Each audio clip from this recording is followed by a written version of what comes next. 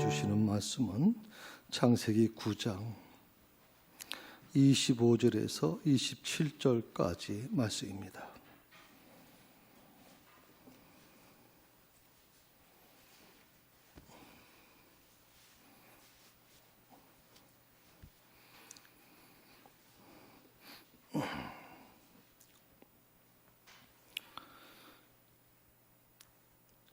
말씀을 찾으셨으면 자리에 일어나셔서 오늘 말씀을 들으시기 바랍니다.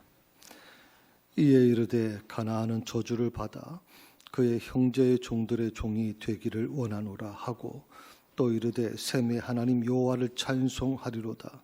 가나안은 셈의 종이 되고 하나님이 야벳을 창대케 하사 셈의 장막에 거하게 하시고 가나안은 그의 종이 되게 하시기를 원하노라 하였더라. 이것이 하나님의 말씀입니다. 아멘.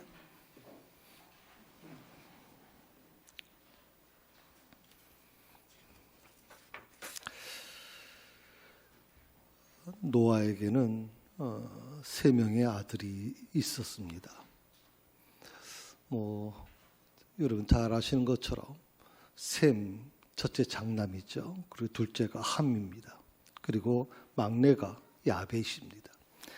셈, 함, 야벳이시라고 하는 어떻게 보면 굉장히 중요한 위치에 있던 자녀들입니다.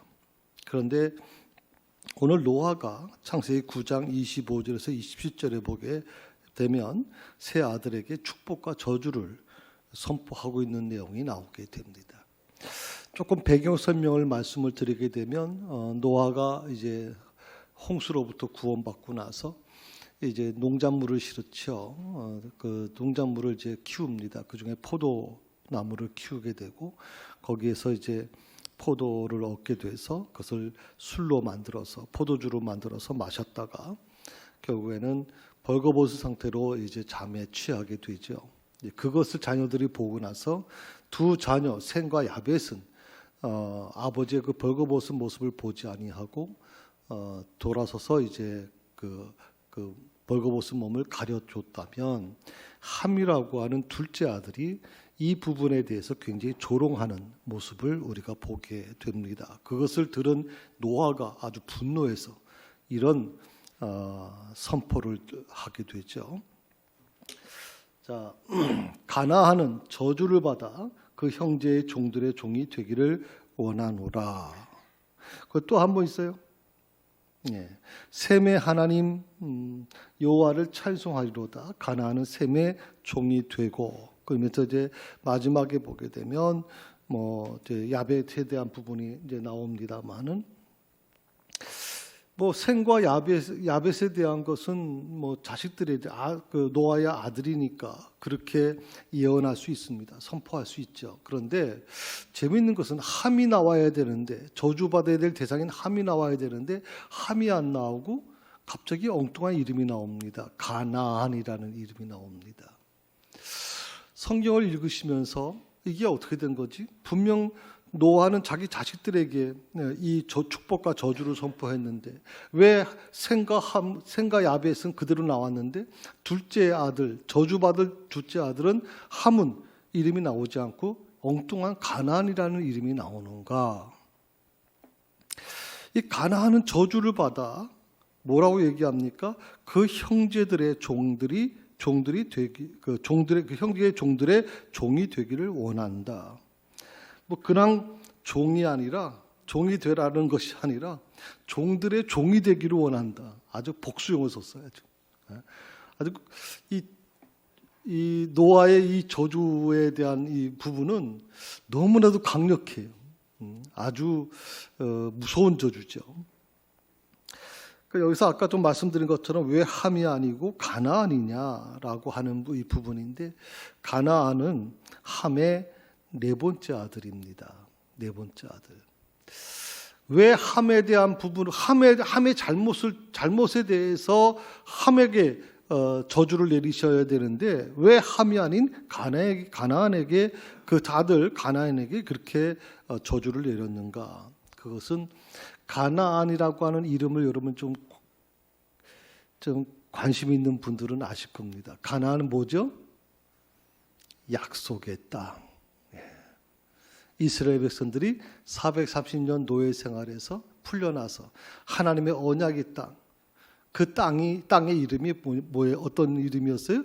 가나안입니다. 가나안. 그래서 오늘 말씀은 의도적으로 함이 아니라, 함이 저주받아야 될 대상이지만 그 가나안이라고 하는 함의 아들 가나안이라는 이름을 쓰게 됐어요. 그 이유는 뭐냐면 개인에게 저주한 것이 아니죠. 종들의 종이 될 것이라고 하는 것은 개인에게 그 저주가 끝나는 게 아니라 그 모든 민족으로 함이 이루어갈 민족에게 그 저주가 임할 것이라는 것을 분명히 하나님께서는 계시하고 선포하고 있는 것이죠. 오늘 말씀대로 하게 되면 함과 그 자손들은요, 당연히 하나님으로부터 저주받아야 돼요. 문제가 그러니까 이 세상에서 하나님으로부터 저주받은 자가 살아남을 수가 없는 거죠. 당연히 뭐든지 어려움이 있을 수밖에 없어요. 그런데 우리가 읽은 9장 말씀 바로 밑에 10장의 말씀에 가게 되면 상황이 완전히 달라지는 모습을 보게 돼요. 오히려 저주받은 이 함의 자손들이 어떻게 해요? 몰락하는 게 아니라 세상을 주름잡아요. 세상을 주름잡아요.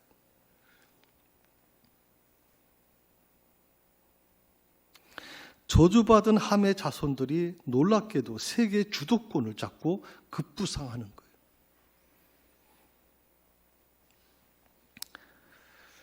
거예요. 함의 아들은 이제 모두 네 형제인데요. 첫째 아들이 이제 구스라고 하는 아들이고, 그 다음에 이제 둘째가 미스라임, 그 다음에 셋째가 붓이고, 그 다음에 네 번째 아들이 가나안이라는 아들이에요. 특별히 그 구스의 자손, 구스의 그 첫째 아들 구스의 자손이 그 자손 중에 니므롯이라고 하는 자손이 나와요. 그 10장 8절에 보게 되면 한번 보시겠어요? 자, 8절에 보게 되면 구스가 니므롯을 낳았으니 그는 세상의 첫 용사라라고 하는 문장이 나와요.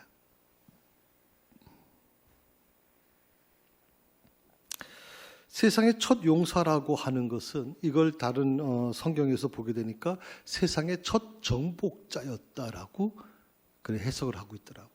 세상에서 최초의 정복자였다. 이 정복자라는 말을 여러분 한번 연상해 보시면 누가 연상됩니까? 역사에서 아주 이름 높은 사람? 나폴레옹. 수많은 지역을 다 나라를 통합시켜버리고 정복해버렸잖아요. 그 다음에 또 누가 생각납니까? 징기스칸. 우리 지구의 절반을 다 점령해버린 아주 지금도 몽골에는 뭐 징기스칸이 워낙 세계 역사에서 아주 유명한 사람 아닙니까? 그들 모두가 공통점이 있죠. 바로 정복자라는 겁니다. 정복자. 그런데 그 정복자 중에서도 세상의 최초의 정복자가 누구였느냐? 바로 니므롯이었다라고 얘기해요. 그 니므롯은 누구의 자손이냐? 구스의 자손이다. 그 구스의 자손이 누구냐? 그 구스의 아버지가 누구예요? 함이에요. 그러니까 저주받은 함의 자손 중에서 놀랍게도 세계를 정복하는 최초의 정복자가 나오게 되는 거죠.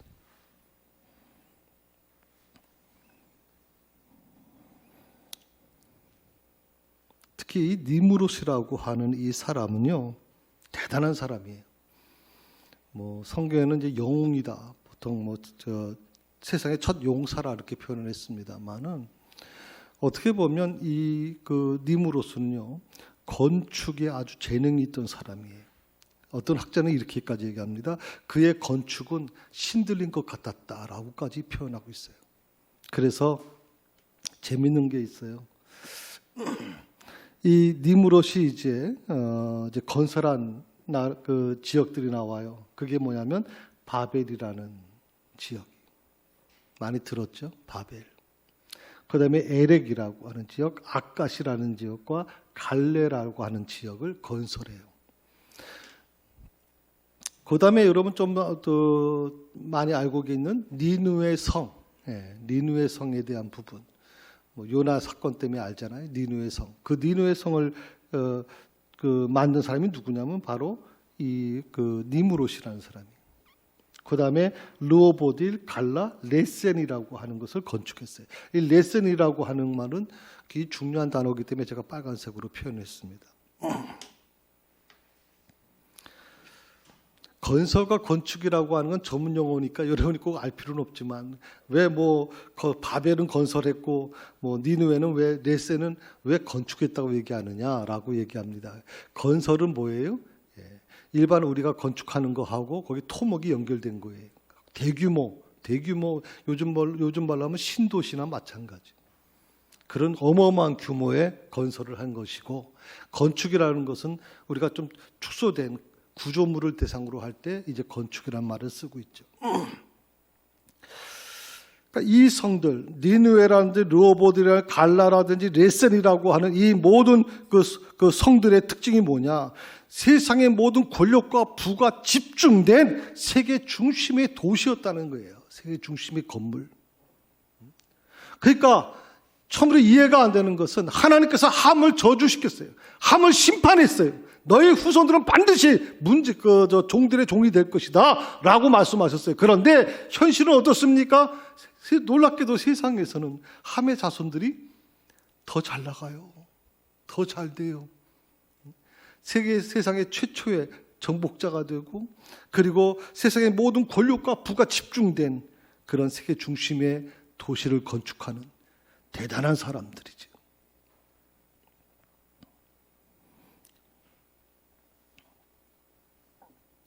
자, 이것만 보면요. 이 세상의 역사는 하나님의 말씀과는 전혀 다르게 진행되고 있다는 느낌을 받게 돼요. 하나님의 말씀대로라고 하면 하나님의 말씀대로라고 하면 당연히 함의 후손들이 잘못돼야 돼요. 그런데 오히려 정반대로 흘러가고 있단 말이죠. 함의 후손들이 오히려 더 잘되고 셈과 야벳보다도 축복받은 셈과 야벳보다도 오히려 함의 후손들이 세상을 지배하는 놀라운 일이 일어나고 있단 말이에요. 그래서 사람들은 생각하는 거예요. 말씀대로 살면 모든 게 다 잘 될 줄 알았는데 하나님의 말씀대로 순종하면 하나님께서 다 책임져 줄 줄 알았는데 나가서 세상의 현실을 돌아보니까 어떻게 해요? 믿음 좋은 사람이 어려움을 겪게 되죠. 오히려 하나님을 모르는 사람들이 더 잘되고 세상을 막 호령하고 권력과 부를 다 쥐고 있는 이 현실 속에서 우리는 스스로 생각하는 거죠. 말씀대로 사는 게 옳은 것인가? 말씀대로 사는 게 정말 옳은 것인가? 수없이 우리는 되묻고 되물 수밖에 없는 거예요. 오히려 때로는 이런 생각도 들 수 있어요. 하나님께서 함의 자손들 편에 있는 거 아닌가? 그런데 오늘 본문을 자세히 한번 살펴보면 이야기가 전혀 다르게 전개되고 있는 모습을 보게 돼요. 함의 자손들, 특히 니무롯이 건축한 도시, 건축물이 뭐예요? 아까 네 가지 얘기했죠. 니느웨, 르호보딜, 갈라와 레센, 빨간 글씨로 제가 써놨죠. 레센이라고 하는 구조물, 성인데 레센이라고 하는 이 성의 이름이 뜻이 뭐냐? 레센. 우리는 이 히브리어 레센이라고 하는 게 잘 몰라요. 그런데 레센이라고 하는 뜻이 있는데 그 뜻이 뭐냐면 굴레라는 뜻이에요. 굴레. 굴레가 뭐예요? 굴레라는 단어의 뜻이 뭐예요? 억압당한다는 거예요. 억압당한다는. 마치 족쇄가 채워지는 것처럼 내 자유를 다 박탈시키는 게 굴레예요. 레센이라고 하는 어떻게 보면 세상의 모든 부귀영화를 세상의 모든 권력과 부를 다 얻은 것 같은 모든 사람들이 부러워하는 삶을 살았지만 어떻게 보면 그런 권력을 쥐고 있었지만 그런데 그 레센이라고 하는 것은 결코 자유가 아니었단 말이죠. 그 레센은 성공이 아니었단 말이죠. 그 레센은 오히려 속박하는 굴레가 되었다라고 얘기해요.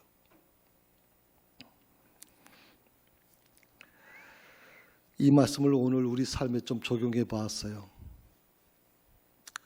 우리는 정말 열심히 일하고 있어요. 정말 열심히 일합니다. 물론 코로나로 인해서 일하고 싶어도 일할 수 없는 처지에 있는 성도들도 있지만 정말 어려운 중에서도 열심히 일했어요. 무엇 때문에 우리가 그렇게 열심히 일했습니까? 당연히 편안한 삶을 위해서, 안전된 삶을 위해서 우리가 열심히 일했죠. 그리고 사람들한테 물어봅니다. 왜 이렇게 열심히 일하십니까? 그러면 다 가족들을 위해서, 목사님 자녀를 위해서 열심히 하는 거죠. 자녀를 위해서. 그런데 우리가 아주 중요한 것을 놓치고 있었어요. 일이라고 하는 게 사람을 오히려 노예로 만들 수 있겠구나 하는 것을 놓쳐버린 거예요. 일이 사람을 노예로 만들 수 있구나. 일이라고 하는 게 우리에게 어떻게 보면 안전과 안전함을 주고 우리에게 굉장히 미래를 보장해주고 우리 가족이 편안하게 살게 해주고 어떻게 보면 일함으로 인해서 생활이 안정될 수 있죠. 이왕이면 조금 더 아이들도 이제 크니까 좀 넓은 아파트로 갈 수 있게끔. 그게 뭐예요? 우리가 일이 있기 때문에 그게 가능한 거죠. 이왕이면 내가 지금 타던 작은 차를 좀 큰 차로 바꾸고 싶은 거고.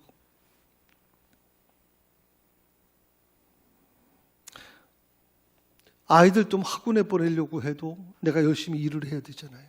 일이 있어야 하죠. 또 우리 가족들이 좀 여가 생활을 하려고 해도 내가 열심히 6일 동안 열심히 일해서 그 번 돈으로 또 여가 생활을 할 수 있잖아요. 우리는 이 일이라고 하는 게 굉장히 소중하게 느껴지는 거죠. 이 일이 있기 때문에 내가 이 모든 걸 해낼 수 있다고 생각을 하는 거예요. 그런데요, 어떻습니까? 일이라고 하는 게 나에게 물질을 주고 그래서 내 삶이 좀 윤택해지고 우리 자녀들에게 학원을 보낼 수 있고 또 우리 삶에 있어서 좀 여가적인 생활을 풍족한 생활을 누릴 수 있는지 모르지만 그 일이라는 게 뭐가 있어요? 중요한 것을 우리한테 뺏어가는 거죠. 뭘 뺏어가요? 우리의 안에 있는 자유를 뺏어가고 그리고 우리의 미래를 뺏어가죠. 늦게 일을 하다 보니까 늦게 퇴근을 합니다. 요즘엔 그래도 5일제라 그러지만 제가 성장할 때는 6일제였어요. 토요일까지 그야말로 산업화 시대에 일을 했거든요. 그러고 나면 어떻게 됩니까? 아이들 볼 수 있는 시간이 별로 없어요. 하루 종일 일을 하고 들어와서 보면 특히 아버지들, 남편들 일하고 들어와 보면 애들은 벌써 자고 있고 새벽에 또 나가고 그게 계속 반복이 되면서 아이들을 위해서, 자녀들을 위해서, 자녀 학원도 보내기 위해서 열심히 일을 했는데 근데 사실 자녀들하고 대화할 시간이 없는 거예요. 자식들이 잘못되고 있다는 것조차를 모르고 나중에 문제가 터지고 나서야 그때서야 수습할 수 없는 데까지 가게 되는 거거든요. 분명히 일이라고 하는 게 나한테 물질을 줬고 그 물질로 나는 풍족한 생활을 할 수 있었고 우리 자녀를 잘 키운다고 생각을 했는데 그 일이 오히려 자식들을 더 어렵게 만들고 그 일이 부부간의 갈등을 일으키고 그 일이 내 삶을 더 조여오고 족쇄를 만드는 일이 존재하고 있다 이 말이.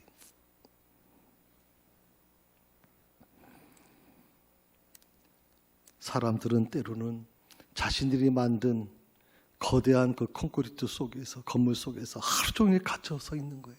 하루 종일 갇혀서. 뭐 좋아 보일지 모르지만 그 건물 앞에서 나올 수도 없어. 그 안에서 하루 종일 몇 시간씩, 8시간, 10시간 넘게 그 안에 갇혀 있을 수밖에 없는 거죠. 그래서 우리가 조금 생각을 바꿔보면 참 불쌍한 존재들이다. 불쌍한 존재들. 지금 우리 사회를 한번 보세요. 모든 것이 어떻게 돌아가요? 돈이라고 하는 물질로 돌아가요. 그것만 있으면 다 해결되는 거예요. 일하는 목적이 뭐예요? 물론 성취감도 물론 있겠지만 대부분 이 물질을 얻고자 하는, 돈을 얻고자 하는 이유가 더 크잖아요. 저는 이런 어떤 축복이, 물질적인 축복이, 그런 어떤 진보가, 그런 번영이 과연 우리에게 축복일까 아니면 저주일까 하는 생각을 이따금 좀 해봐요. 그것이 과연 축복인가? 내가 그렇게 넓은, 남들이 부러워하는 그 집을 사고 그렇게 좋은 차를 타고 다니고 그리고 우리 자녀들을 최고급 교육을 시킨다고 해서 그게 축복이냐 과연 저주냐 대체. 이 물음을 우리가 또 던져봐야 된다 이 말이에요. 그 물음을. 한번 우리 자신에게 물어봤으면 좋겠어요. 내 인생을 지탱해주는 힘이 과연 뭔가? 내 인생을 지탱해주는 힘. 조금 더 구체적으로 말씀드리면 내 가정을 지탱해주는 힘이 뭐예요? 하나님이세요? 아니면 물질이에요? 돈이에요? 만약 우리가 내 가정을 지탱해주는 힘이 하나님이라고 생각한다면, 그렇게 믿는다면, 비록 지금 내 눈앞에서 일어나고 있는 참으로 우리가 생각하고 싶지 않은 여러 가지 불합리한 일들이 일어나고 굉장히 나를 힘들게 만드는 일이 일어나다 할지라도 우리는 그 속에서 오히려 자유함을 누릴 수 있을 거예요. 그런데 우리는 어떻게 해요? 돈이 없으면 아무것도 못한다고 생각을 해요. 그래서 오히려 하나님을 믿는다고 말하면서도 자기 돈의 힘을 더 믿는 거지. 교회 생활을 하도 돈이 있어야 뭘 한다.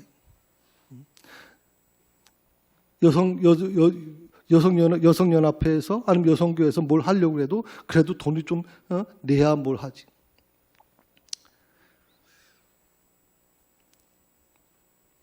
목사님들이 뭐 대학이나 이런 데 이제 이사를 맡거나 아니면 뭐 CTX에서 어떤 설교를 맡게 되면 우리가 생각할 때는 목사님이 보통 유명하시니까 설교를 참 잘하시니까 CTX에서 특별히 강사로 초빙해서 이렇게 예배 뭐 설교를 이렇게 하는 거로 생각하는 분들이 계세요.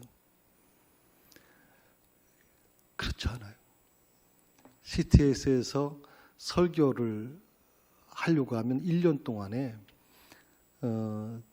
아주 뭐라고 표현합니까? 가장 중요한 시간대 말고 소외된 시간에도 8천만 원을 내야 돼요. 그리고 굉장히 중요한 시간, 주일날 예를 들어서 11시 반, 11시 반, 뭐 9시 이럴 때는 거의 3억에서 5억을 내야 돼요. 그렇지 않으면 그 방송을 할 수가 없단 말이죠. 신학교에 이사가 되려고 하면 이사는 적어도 3천만 원을 내놔야 돼요. 기탁을. 그러니까 참 이런 부분들이 돈이 없이는 아무것도 할 수 없는 거예요. 돈이 없으면. 아무리 의욕이 있어도 우리가 할 수 없는 게 이 사회의 현실이란 말이죠. 자, 한번 생각해 봤으면 좋겠어요. 나와 내 남편과 아내를 지탱하는 힘이 뭐냐 말이에요. 그게 하나님이냐 아니면 돈이냐 그래. 그게 하나님이냐 돈이냐 그랬지. 내 자녀와 나와의 관계를 지탱하는 힘이 뭐예요? 돈이에요, 하나님이에요. 아주 저는 간단하게 말씀드리고 싶은 거예요. 돈. 자꾸만 여러분들이 문제가 있다, 자녀 문제, 여러 가지 문제, 부부간의 문제, 가정에 문제가 있다고 얘기하는데 그 문제의 가장 중심이 뭐가 있어요? 하나님이 아니고 돈에 있기 때문에 문제가 되는 거 아니에요? 돈에 있기 때문에.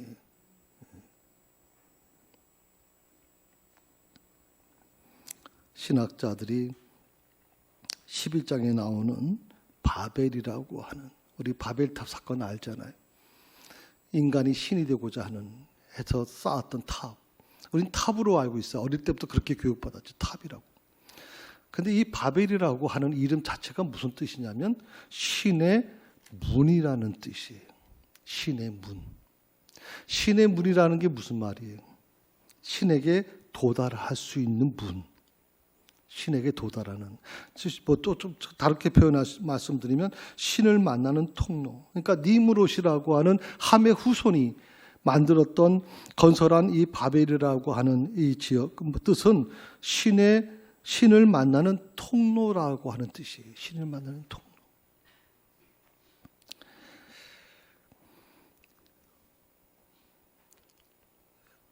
셈, 하나님으로부터 축복받은 셈이 만약에 만들었다면 이해가 되지만 이게 누가 만들었어요? 함의 후손이 만들었다고. 바벨. 신을 만나는 통로. 어떤 신이냐? 바벨론에 보면 이런 신이 있어요.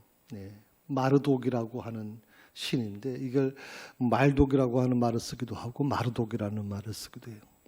근데 그 바벨론에 여러 신이 있는데 여러 신 중에서도 왕이에요. 신 중의 왕. 다시 말하면 주신이라고 하는 뜻이 주신. 바벨론의 주신. 근데 이 바벨론의 이 말독은요, 얼마나 무섭냐면, 일반적인 제사를 드리는 게 아니라 인신공양을 해야 돼요.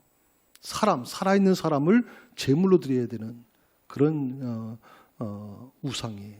신이에요. 여러분, 놀랍지 않습니까? 사람이 사탄을 위해서 스스로 문을 만들고 그리고 그 문을 스스로 열어주는 겁니다. 다시 말씀드리면 사탄이여 내 안에 들어오세요. 사탄이여 내 안에 들어오세요. 사탄과 계약을 맺는 겁니다. 여기서 굉장히 중요한 사실을 우리가 알게 되는데 대부분의 기독교인들이 잘못 생각하고 있는 게 있어요. 그것은 내 의지와 생각 상관없이 사탄이 나를 지배하고 있다고 그렇게 생각하는 거예요. 우리가 신앙생활을 하다 보면 시험에 들 때가 있어요. 시험에 들 때는 모든 의식을 사탄이 지배하기 때문에 자기는 잘 몰라요. 자기가 했던 모든 일들을 잘 몰라요. 무슨 말을 했는지, 어떤 일을 내가 저질렀는지 잘 몰라요. 그리고 시험에서 이제 벗어나고 난 다음에 얘기하는 게 뭐냐면, 그건 제가 원했던 거 아니에요. 제가 원해서 했던 거 아닙니다. 라고 얘기하거든요. 그런데요, 잘 중요하게 한번 생각해 볼 필요가 있는 게 뭐냐면, 내 의지와 상관없이 사탄이 내 안에 들어올 수 있느냐, 이 말이에요. 내 허락 없이. 아까 바벨이라고 하는 게 사탄을 연결되는 통로라고 말씀드렸잖아요. 신을 만나는 통로라고 말씀드렸잖아요.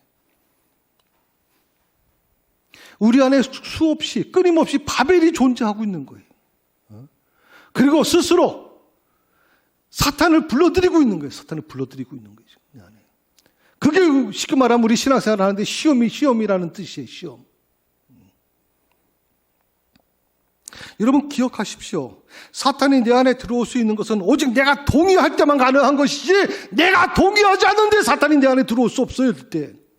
특히 하나님이 택한 사람들은 절대 사탄이 내 허락 없이는 들어올 수 없단 말이죠. 제가 수요 공부 시간에 수없이 지금 말씀드린 거예요. 수없이. 그러니까 여러분 스스로 변명하지 마세요. 내가 원하지 않았는데도 불구하고 사탄이 나를 지배한 겁니다. 천만에 내가 허락했지요. 지금 내가. 이거 말씀을 보면 계시록 20장에서 주님이 이렇게 말씀하세요. 3장 20절에서 주님이 이렇게 말씀하세요. 같이 한번 읽어볼까요? 보라, 내가 밖에 서서 문을 두드리고 있다. 누구든지 내 음성을 듣고 문을 열면 내가 그에게 들어가서 그와 함께 먹고 그는 나와 함께 먹을 것이다. 내가 밖에 서서 문을 두드리고 있다. 누구든지 내 음성을 듣고 문을 열면 이라고 해서 문을 열면 내가 그에게 들어간다. 오늘 이 그린 화가는 참 정확하게 이걸 그렸어요. 이 예수님께서 문을 두드리는데 여기 보면 고리가 없어요. 밖에서는 이 문을 열질 않는다. 열 수가 없단 말이에요. 안에서 열어줄 때만이 들어갈 수 있다는 말이에요. 이게 영의 세계입니다. 이게 영적인 삶의 모습입니다, 여러분. 마음의 문을 열고 닫는 것은 누가 하는 거예요? 바로 내가 결정하는 거예요. 내가. 사실 22년이 시작되면서 제가 이 말씀을 한 8년 전, 9년 전에 한번 이 본문의 말씀을 가지고 말씀을 전한 적이 있었는데 제가 22년을 두고 새벽마다 기도할 때 참 마음이 불안해요. 사실은. 올 한 해 좀 성도들이 많은 분들이 예측했거든요. 2022년은 코로나로부터 벗어날 거다. 어떤 분은 뭐 2월 달에 벗어날 것이다. 3월 달에 벗어날 것이다. 계속 예측해 왔어요. 그런데 지금 우리 현실은 상상할 수 없는 지금 어려움 속으로 지금 빨려 들어가고 있어요. 마치 블랙홀처럼 빨아들이고 있단 말이죠. 자, 이런 상황 속에서 어떤 문제가 있을까요? 마치 바람에 흔들리는 갈대처럼 내 마음이 계속 흔들릴 수밖에 없을 거예요. 우리 가정이 흔들릴 것이고, 우리 사업장이 흔들릴 것이고, 우리 자녀들이 흔들릴 것이고, 계속 흔들릴 수밖에 없어요. 재밌는 게 뭔 줄 아세요? 외국에는요, 이 코로나가 되면서 이제 가정에 머무는 시간이 많아졌잖아요. 그러다 보니까 이혼율이 폭등한 거예요. 이혼율이. 상상할 수 없을 정도로 부부간의 갈등, 부모 자식 간의 갈등이 일어나면서 지금 가정이 막 파괴되는 일이 수없이 막 일어나고 있다.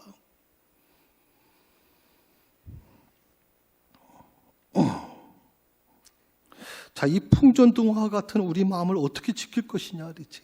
어떻게 지켜낼 것이냐. 2022년 한 해 동안 이 어려움 속에서 수없이 우리 마음이 흔들릴 것인데, 내 삶의 자리가 흔들릴 것인데 어떻게 이걸 바로 지켜낼 것이냐라고 하는 이 문제. 모세와 이스라엘 백성들이 하나님으로부터 명령을 받습니다. 가나안 땅을 진멸하라는 겁니다. 가나안이라는 이름 여러분 말씀드렸지만 노아의 아들이죠. 그 함의, 어떻게 보면 함의 자녀죠. 노아의 손주인데, 그 가나안이라고 하는 이 사람에 대해서 특별히 아까 말씀에 나왔지만 형제의 종들의 종이 되기를 원한다라고 했어요.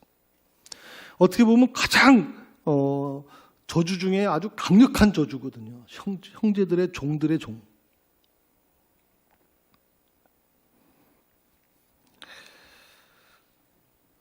가나안 땅을 진멸하라. 그 이유가 뭐냐면 원래 가나안 땅은 하나님께서 축복의 땅, 언약의 땅, 거룩한 땅으로 정해준 곳이에요. 그런데 이 가나안이라고 하는 사람이 저주를 받으면서, 함의 자손들이 저주받으면서 가나안 땅을 완전히 잘못된 곳으로 만들어버린 거예요. 어떤 곳이? 하나님의 거룩한, 하나님의 뜻이, 하나님의 섭리가 진행되어야 될 그 땅이 바알이라고 하는 아주 무서운 우상으로부터 완전히 지배당하는 악의 토지가, 악의 땅이 되어버린 거예요.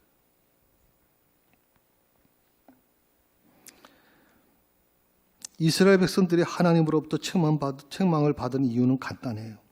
하나님을 선택해야 될 이 이스라엘 백성들이, 오직 하나님만 바라보고 살아야 될 이스라엘 백성들이 하나님과 바알 사이를 왔다 갔다 한 거예요. 왔다 갔다. 왜 이런 일이 일어났는가 하는 거예요. 이것에 대해서 여러 가지 얘기하는 분들이 있습니다만은 저는 쉽게 이렇게 말씀드리고 싶어요. 이스라엘 백성들이 평소 때 하나님을 만날 때 주로 어디서 만났느냐 하는 거예요. 이스라엘 백성들이 하나님을 만난 장소가 어디예요? 대부분 산입니다. 호렙산, 시내산, 산이거든요. 그 이유가 뭐냐면 하나님을 그러니까 하나님은 산에 계시다고 생각한 거예요. 산에 어떤 그런 기운이 있는 곳에 하나님이 계시는 곳이다라고 그렇게 그들은 믿었어요. 그 이유가 뭐냐면, 그렇게 생각했던 이유가 뭐냐면 이스라엘 백성들 100%가 목축업을 했어요. 그들은 농업과 상관이 없어요. 그들은 목축업을 했어요. 목축업은 뭐예요? 양들을 키우는 거예요. 양들과 여러 다른 동물들을 키우는 거예요.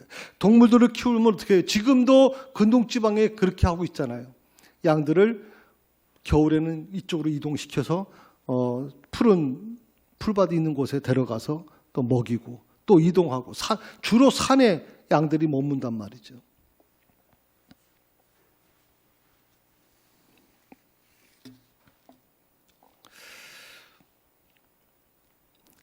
그런데 이스라엘 백성들이 가나안 땅에 들어가니까 어떻게 돼요? 가나안 땅은 목축업을 안 해요. 가나안 땅은 뭐래? 농업이에요. 땅을 일궈서 농사를 짓는 거예요. 그러니까 어떻게 되면 하나님에 대한 이스라엘 백성들의 그 신앙이 요동치기 시작하는 거예요. 산에 계시다고 믿는, 하나님은 산에 계시다고 생각했는데 그들이 눈에 보았던 것은 그 풍요로운 농지가 보이게 되고 수많은 그 풍요로움이 보이기 시작하는 거예요. 그래요. 가나안 땅은 농업이 중심이 된 곳이에요.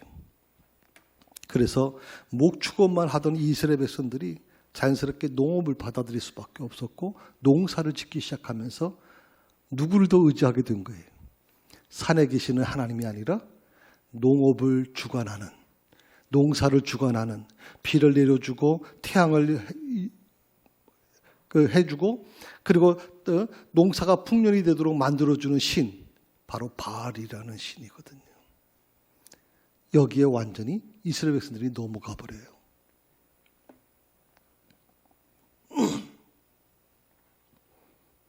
하나님은 가나안 땅을 약속의 땅, 언약의 땅으로, 거룩한 땅으로 바꾸려고 하셨어요. 그런데 그래서 가나안 땅에 있는 이 이방의 종교, 우상들, 그 문화와 싸울 것을 이스라엘 백성들에게 요구한 거지. 왜? 너희는 선택받은 민족이고 너희는 거룩한 백성이기 때문에 이 가나안 땅이라고 하는 곳에 더럽고 추악한 것들과 싸워야 된다. 그래서 전쟁이라고 하는 것은 이스라엘 백성들이 가나안 땅에서 살아남을 수 있는 유일한 방법이었어요. 그런데 문제가 생기는 거예요. 언제부터인가 이스라엘 백성들이 가나안 문화를 파괴하고 싶지 않은 거예요. 하나님은 계속 가나안 문화를 파괴시키라, 가나안 우상을 파괴시키라고, 절대 거기에 절하지 말고 타협하지도 말라라고 얘기했어요. 그런데 그들의 눈에 보이는 것이 너무나도 좋은 거예요. 가나안 땅의 그 풍요로움과 그 타락, 뭐랄까요? 화려함, 그들의 마음이 막 동요되기 시작하는 거죠. 자기들은 40년 동안 아무것도 한 게 없잖아요. 사막에서 그야말로 처절하게 살았는데 가나안 땅 들어가 보니까 정말 주님 말씀하셨던 것처럼, 자기 조상들에게 말씀하셨던 것처럼 옥토가 있는 것이죠.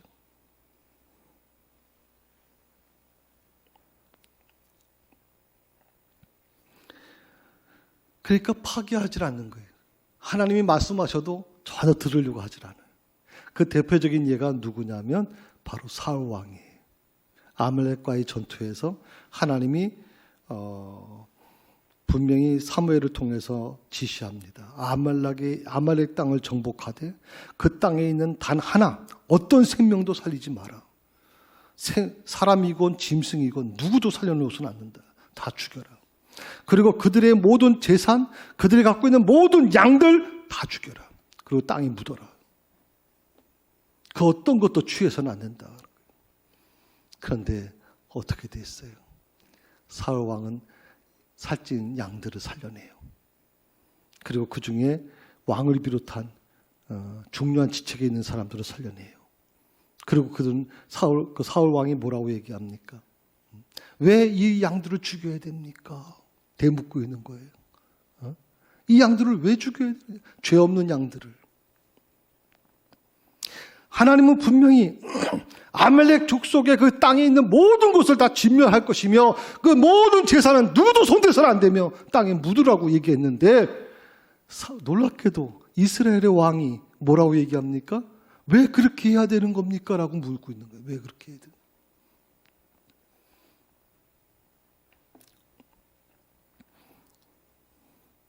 왜 이스라엘 백성들, 사울 왕을 비롯한 모든 이스라엘 백성들이 마음을 주체하지 못했을까요? 그건 저는 두 가지로 생각했어요. 하나는 첫째, 이스라엘 백성들이 이 딱딱하고 무미건조한 하나님의 문화가 싫은 거예요. 정말 목이 말라가지고 죽기 바로 직전까지 돼서 막 살려달라고 애원하니까 하나님이 그때서야 바위를 깨어가지고 물을 대주고, 고기 먹고 싶어요 라고 얘기하니까 그때서야 그냥 정말 어쩔 수 없이 주신 것처럼 고기를 메추라기를 보내주고, 너무나도 40년 동안 그들은 힘들게 산 거예요. 힘들게. 그런데 가나안 땅에서 와서 보니까 그 뭐예요? 바알이라는 신이 그야말로 풍족하게 주는 거예요. 농사를 줘도 풍족하고 뭐든지 다 풍족해. 그래서 하나님의 문화가 싫은 거예요.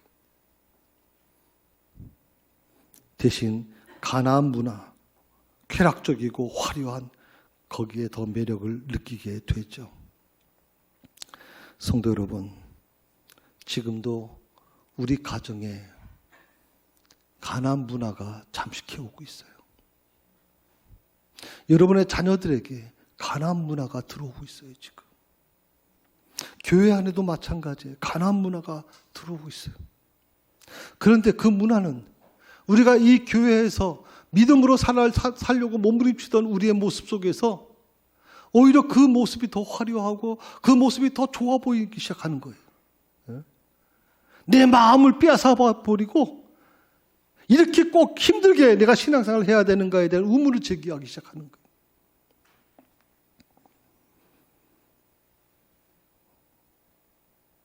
이 가나안 문화가 내 남편을 유혹하고 이 가나안 문화가 우리 자녀를 유혹하는 거예요.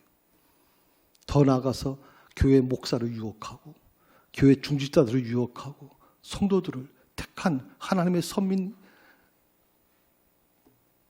우리를 유혹하고 있습니다. 만약에 내 주변에 하나님이 파괴할 것을 요구하는 것이 있다면 주저하지 않았으면 좋겠어요. 주저하지 않았으면 좋겠어요. 이스라엘 백성들처럼 왜 그렇게 해야 돼요, 하나님?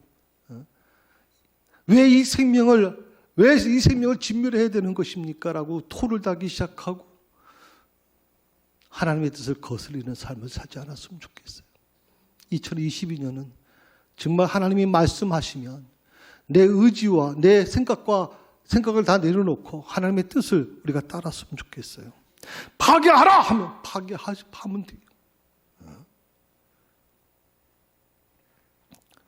우리가 그것을 주저하게 될 때 결국 그것이 올무가 돼요. 이스라엘 백성들이 가나안 땅에서 주저하기 시작하고 그리고 사울 왕을 중심으로 해서 점차적으로 가나안 땅을 정복하라는 하나님의 말씀에 대해서 어기기 시작하는 거예요. 가나안 땅의 여인들과 절대 결혼하지 말라고 얘기했음에도 불구하고 가나안의 여인들을 취하기 시작하는 거예요. 결과적으로 어떻게 됐어요?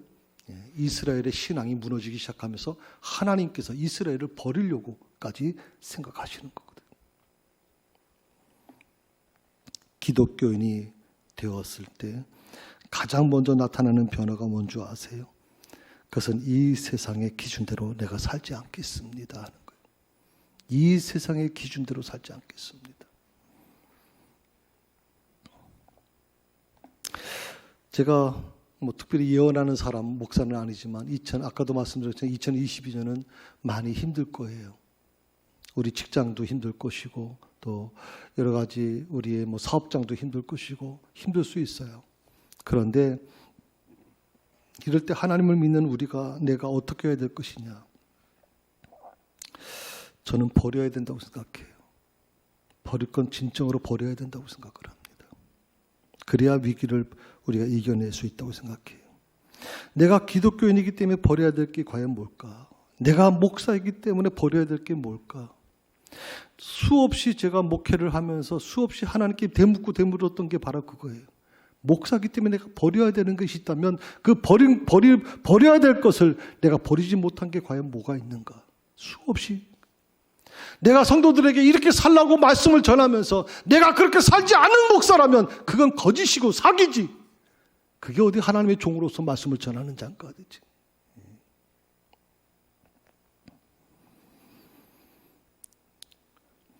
내가 교회 집사고 권사고 장로기 때문에 버려야 될 게 뭔지를 한번 찾아보세요.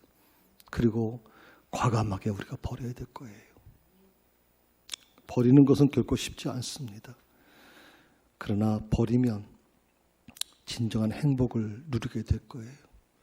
눈에 보이는 것이 아니라 보이지 않는 곳에서 역사하시는 하나님의 놀라우신 능력을 우리가 경험하게 될 것입니다. 성도 여러분, 내 마음에 있는 바알을 내어 쫓으십시오. 내 삶에 지금 잠식해오는 바알을 내쫓으십시오. 그리고 바알과 싸우십시오. 그래야 살 수 있습니다. 내 가정이 다시 살아날 것이고 내 자녀들이 다시 살아날 것이고 그리고 우리 부부관계가 다시 회복될 것을 믿습니다. 기도하십시다. 하나님 아버지, 2022년이 시작되는 구정 명절을 앞에 두고 있습니다. 세상의 모든 성도들이 올 한 해는 새로운 약속의 땅 가나안에 정착하면서 오히려 하나님보다 바울을 섬김으로 하나님의 진노를 받았던 이스라엘 백성들의 전철을 담지 않게 하여 주옵소서. 그러기 위해서 마음의 문을 굳게 지킬 수 있게 하여 주시옵소서. 그리고 내 안에 잠식해오는 내 안을 지금 뚫고 들어오려고 하는 바알과 싸움에서 겪어지지 않도록 마음을 굳게 지키는 저희 모두가 되게 하여 주시옵소서. 예수님의 이름으로 기도드립니다. 아멘.